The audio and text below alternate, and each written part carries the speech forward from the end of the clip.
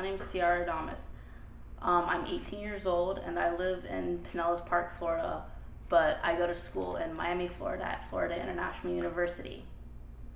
My family is Dominican on my father's side, and my mother's side it's American.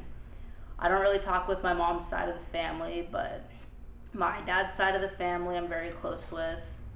They're very nice and we're all pretty close, and whenever there's a family function, I can tell you there's always rice and beans available.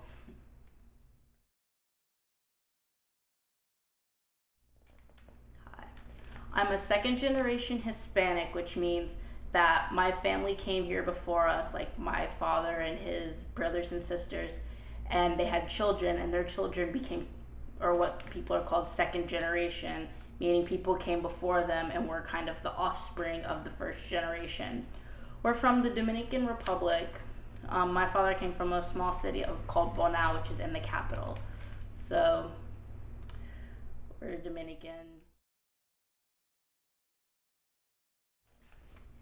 Being a Latina is part of my identity because it's from everything, the way I eat, from the music I listen to, even down to the way I drive.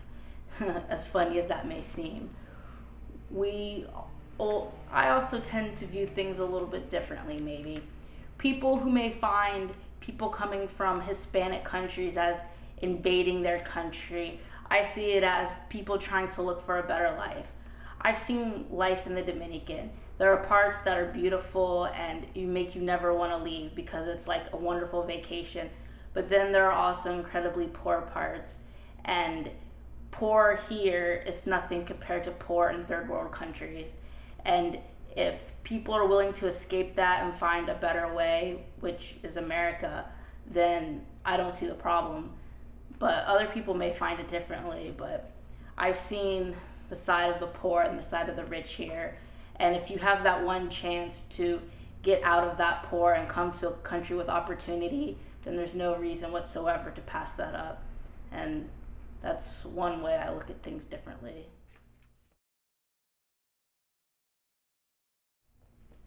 If there was one person in the media that I could identify with, I think it would be Eva Longoria.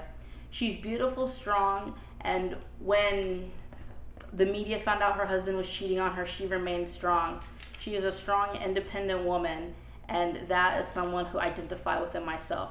I find myself strong and independent, and seeing someone like that in the media is very influential for me and a lot of Hispanic women around there who've gone through similar problems like her.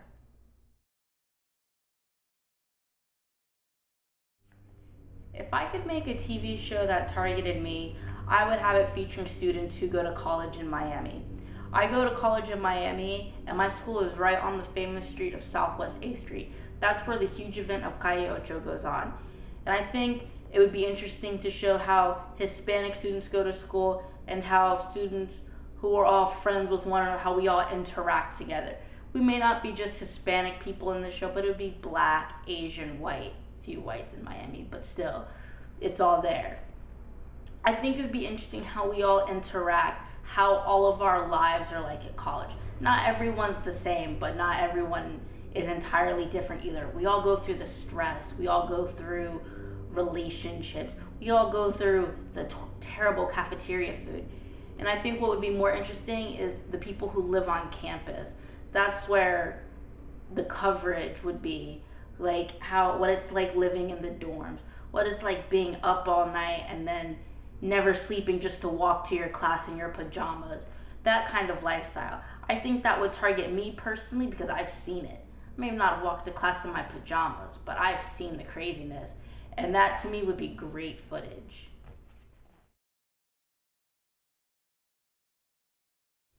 I feel like marketers of the media, they do get how to market people, but I feel like sometimes they market only to a certain group of people. Yes, I do want to see practically every good major blockbuster that is coming out this summer, but sometimes I think it would be nice to see a Hispanic leading person.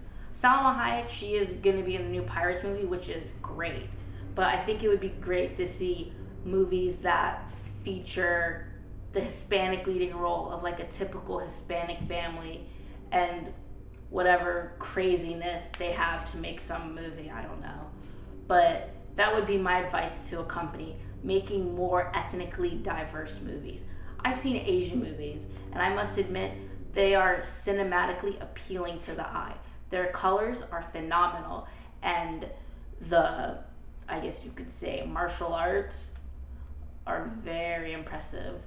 And to me, seeing movies that are appealing to the eye and that are also culturally different, not only are they appealing, but they also have that unfamiliar feel that you're venturing into something new and you don't know what to expect.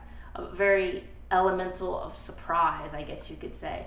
And if we could incorporate that into our movies of different cultures, we could find something big, especially when it's not just the same culture we're representing, but if we represent cultures that have a very strong background that go back hundreds of years, we would find something very new in our cinemas. We'd be teaching people, I guess you could say. Our generation would have a different feel of the world. We would be more culturally open to other people, whether it's a movie about China's history or the Dominicans' history. They would all be very different, and different is good.